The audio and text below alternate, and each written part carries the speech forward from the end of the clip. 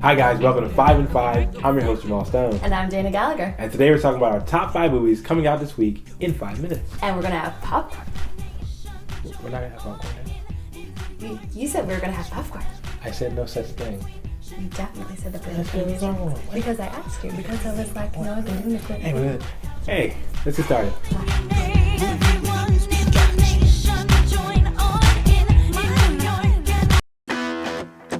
The infamous Hank Palmer. First up is The Judge, starring Robert Downey Jr. and Robert Duvall. This movie is about a son who comes home for his mother's funeral, only to have his father accused of murder.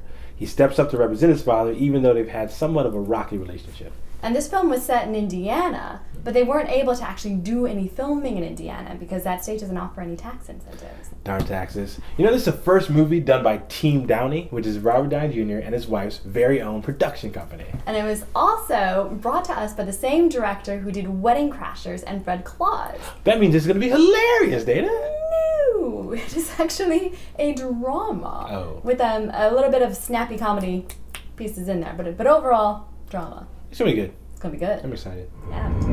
My father was a great man. Next up is Dracula Untold. This is the first big-budget, Dracula-centered, Hollywood-released movie in almost 14 years. Dracula 2000. Exactly. This movie's about Vlad, a man caught in the middle of a war. In order to save his family, he has to make a deal with an ancient vampire to become Dracula.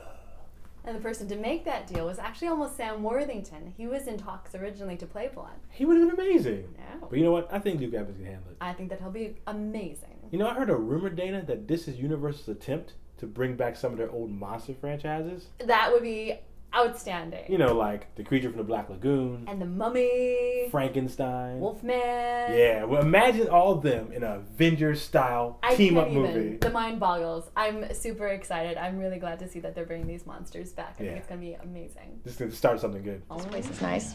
I really like the music that they play. Bob Ellis on the drums. Next up is Whiplash, starring Miles Teller and J.K. Simmons. This movie is about a young man's journey to become the best drummer of all time. He joins a conservatory program straight out of high school and soon discovers the teacher is giving him hell. He has to make some very important life decisions whether he wants to be the best drummer or live a normal day-to-day life.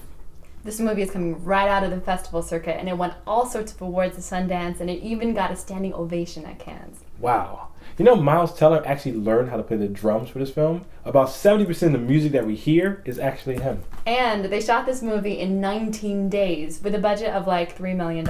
Amazing. I know. I want to see this film. So do I. Calling the cops. Is everything okay? I'm Maggie. I guess I'm your new neighbor. So? Next up is St.Vincent, starring Bill Murray and Melissa McCarthy. This movie is about a war veteran who's kind of down on his luck.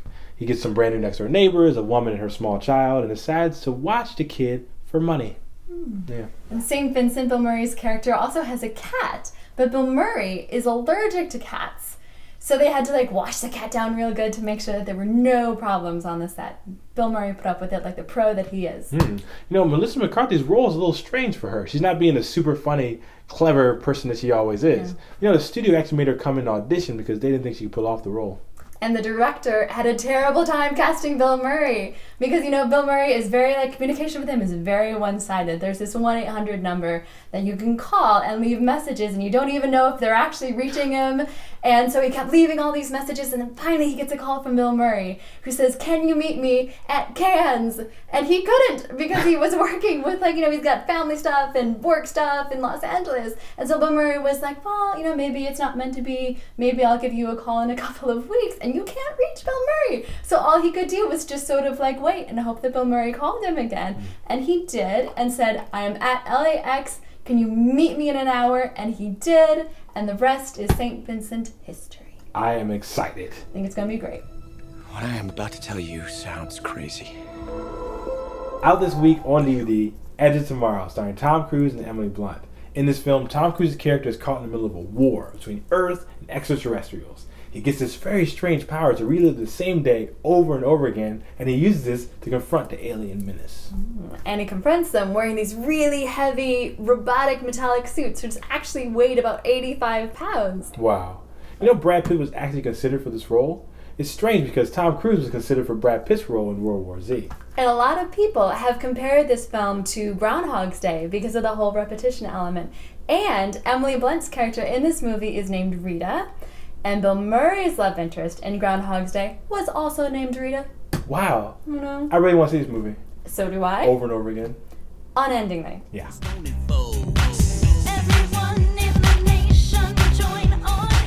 Thank you guys so much for watching. We'll see you next week. And if you have a movie that you're excited about seeing, leave it in the comments section. And it might just make an appearance in next week's episode. Bye. Bye.